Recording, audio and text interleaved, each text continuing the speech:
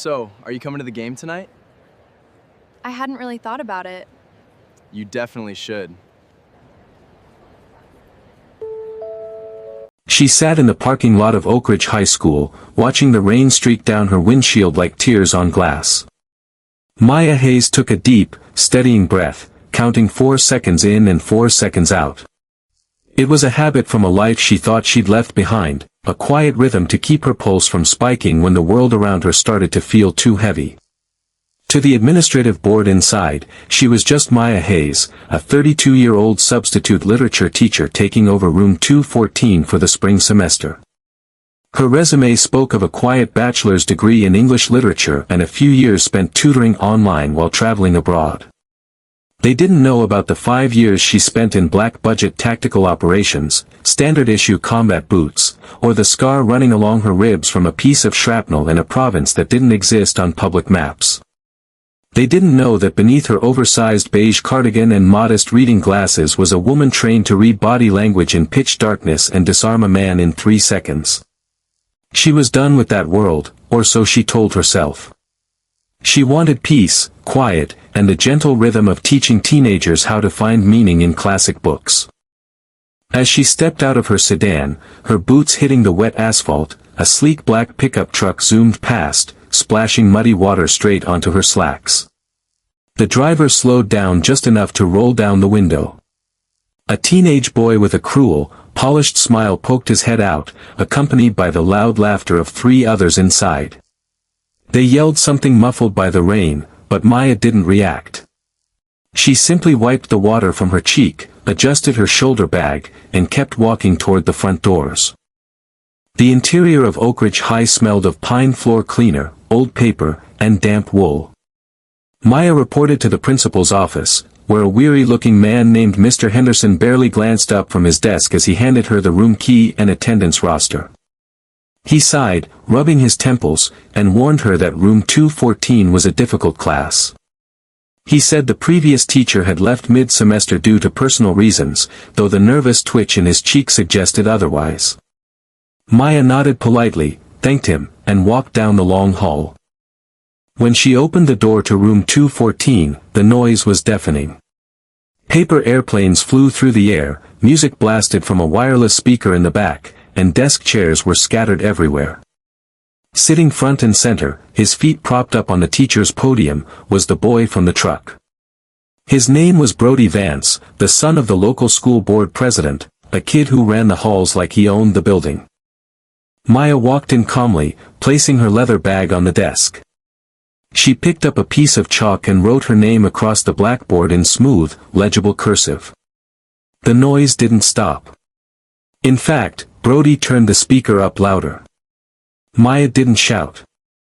She didn't slam a textbook or plead for quiet like her predecessor had undoubtedly done. Instead, she stood quietly at the front of the room, her eyes systematically taking in every detail. She noted the exit points, the subtle glances the other students gave Brody, and the way 3 kids in the back row sat hunched over, clearly terrified to draw attention to themselves. Brody lowered his feet with a loud thud. He looked at Maya, his eyes scanning her simple clothes, her tied-back hair, and the gentle demeanor she projected. A smirk spread across his face. He reached into his pocket, pulled out a bright red marker, and walked up to the board right beside her name. Without taking his eyes off her, he wrote a single, ugly word across the dark slate in massive capital letters, followed by an exclamation point. The room went dead silent. A few students gasped, while others snickered nervously. Brody stepped back, folding his arms, waiting for the outburst. He expected tears, rage, or a frantic run to the principal's office. Maya stared at the insult on the board. For a fraction of a second, her posture shifted. Her shoulders squared, her chin lifted, and her eyes hardened with a cold, terrifying clarity that no high school student could ever comprehend. But as quickly as it appeared, the shadow vanished, replaced once again by absolute calm. She didn't erase the word. She didn't even look at Brody. Instead, she picked up her piece of chalk, walked to the far left of the board, and began to speak in a low, clear voice that easily carried across the silent room. She asked the class to open their textbooks to chapter 3, ignoring the vulgarity on the wall behind her as if it were nothing more than a dust speck. Brody stood there, his smirk faltering slightly as the reaction he craved failed to materialize. The silence in the room wasn't filled with his power anymore, it was filled with her quiet control. As the days turned into weeks, the hostility toward Maya did not fade, it escalated. Brody and his group made it their personal mission to break her. They flattened the tires on her car in the parking lot. Maya simply pulled out a portable compressor from her trunk, filled the tires herself without a single complaint, and drove home. They hid her teaching materials, spilled coffee over her desk, and left anonymous, cruel notes inside her locker. Through it all, Maya remained a wall of soft stone. She treated Brody with the exact same calm respect she offered every other student, never raising her voice, never showing frustration. However, Maya's quiet demeanor was not a sign of weakness, it was a choice. Every afternoon, after the building emptied out, she stayed behind in her classroom, grading papers and observing the school's subtle dynamics. She noticed things others missed. She noticed how a quiet girl named Clara in the second row always hid bruised wrists under long sleeves. She noticed how another boy, Ethan, dropped his lunch money whenever Brody walked past, shivering in fear. Maya began subtly placing extra food on Ethan's desk, pretending she had bought too much at the cafeteria. She started leaving encouraging notes on Clara's essays, building a quiet bridge of trust with the kids who felt entirely invisible. One afternoon, during a rainy Thursday detention, Brody was forced to stay behind for skipping morning classes. Maya sat at her desk, marking papers with a red pen, while Brody slouched in the back, scrolling mindlessly on his phone. The silence was heavy, broken only by the patter of rain against the windowpane. Brody suddenly kicked the desk in front of him, letting out a loud groan of frustration. He stared at Maya with pure annoyance, asking her why she didn't just quit. He told her everyone hated her, that she didn't belong here, and that no matter what she tried to do, she was just a pathetic substitute who nobody respected. Maya laid her pen down gently. She looked at Brody, not with anger, but with a deep, sorrowful pity that seemed to strike him harder than an insult ever could. She asked him why he carried so much rage inside himself, pointing out that people who feel strong in themselves don't need to make others feel small. Brody slammed his hands on his desk, standing up abruptly. His chair clattered to the floor. He glared at her, his jaw clenching tightly, telling her she didn't know anything about him or his life. Maya didn't flinch. She kept her eyes fixed on his, watching the subtle tremble in his fingers and the dark circles under his eyes. She recognized the signs of a person living in a pressure cooker. But before Brody could say anything else, the door to the classroom burst open. It was Mr. Henderson, the principal, accompanied by a tall, sharply dressed man in a tailored suit. The man had a cold demeanor and eyes that looked through people rather than at them. This was Richard Vance, Brody's father, the school board president and a major political figure in the county. Richard didn't greet Maya. He barely even looked at her. He marched straight to his son, his voice dripping with icy authority as he demanded to know why he was wasting time in detention when he should be preparing for his upcoming college interviews. When Brody tried to speak, his father cut him off instantly with a sharp, public reprimand that left the boy standing speechless, his face flushing crimson with humiliation. Maya watched the interaction closely. In that brief moment, the entire puzzle fell into place. The cruelty, the defiance, the desperate need for control, Brody was simply echoing the abuse he received at home. He was taking the pain inflicted on him by his father and passing it down to anyone he deemed weaker. Richard turned to Maya then, his eyes cold and dismissive. He informed her that he had heard complaints about her teaching methods and her inability to control the classroom. He implied that her tenure at Oak Ridge High would be very short if she continued to be a distraction. Maya listened quietly, her hands folded over her desk. She didn't defend herself, nor did she argue. She simply looked Richard Vance dead in the eye and gave a small, deliberate nod. It was the same look she used to give high-ranking commanders before entering a dangerous LZ, a look that said she understood the mission entirely, and that he was severely underestimating who he was dealing with. A week later, the annual Oak Ridge High Winter Gala arrived. It was a massive charity event held in the school's grand gymnasium, attended by teachers, parents, local politicians, and students. The purpose was to raise funds for the district, but everyone knew it was primarily a political showcase for Richard Vance. Maya arrived late, wearing a simple navy blue dress that covered her shoulders and fell past her knees. She kept to the shadows near the refreshment table, observing the crowd. Brody was there, standing stiffly beside his father, wearing an expensive suit that looked like a uniform. Richard was holding court, surrounded by board members and wealthy donors, laughing loudly and taking credit for the school's recent achievements. As the evening progressed, the air inside the gymnasium grew thick and heavy with the storm raging outside. A flash of lightning illuminated the high windows, followed instantly by a deafening clap of thunder that shook the floorboards. Seconds later, the lights inside the building flickered violently and died, plunging the massive room into complete, pitch-black darkness.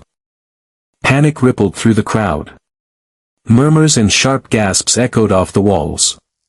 Then, from the service doors at the back of the gymnasium, the heavy sound of boot heels echoed across the floor. Flashlights clicked on, their harsh beams cutting through the dark, blinding the terrified guests. 3 men in dark clothing and tactical vests stepped into the room. One of them carried a heavy duffel bag, while another held a sidearm at his waist. The crowd shrieked, backing away into a tight, trembling mass. The leader of the group stepped forward, his flashlight sweeping across the terrified faces until it landed directly on Richard Vance. The leader's voice was low and calm, speaking through a heavy tactical mask. He called Richard by name, stating that they were there for a very specific transaction regarding a failed real estate deal that Richard had covered up years ago. They demanded access to the school's main vault in the administrative wing, where original financial records and liquid security assets were held for the district's private foundation.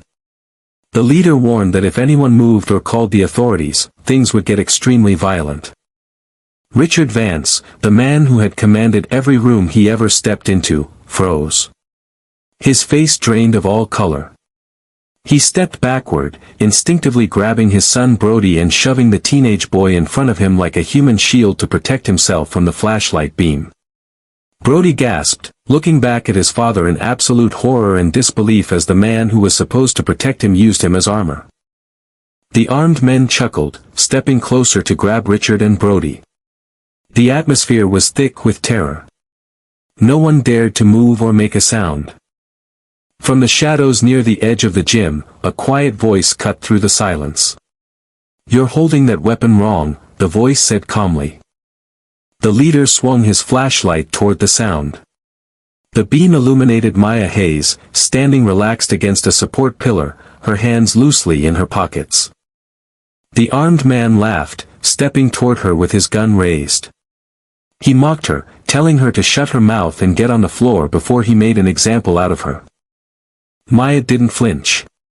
She took one step forward, stepping directly into the light.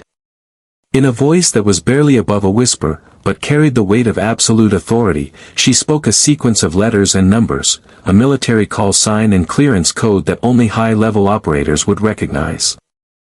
The leader froze in his tracks. The flashlight beam trembled slightly in his grip. "Where did you hear that code?" he demanded, his voice suddenly losing its confidence. "I didn't hear it," Maya said softly, taking another step closer. "I wrote it." Before the man could react, Maya moved with a speed that defied human eye tracking. She closed the distance between them in a heartbeat. Her hand struck the man's wrist, forcing the weapon upward as a deafening shot discharged into the rafters. In the same fluid motion, she struck his jaw with the heel of her hand, disarmed him, and swept his legs out from under him. He hit the floor with a heavy thud, unconscious before he even realized what had happened. Positional instinct took over.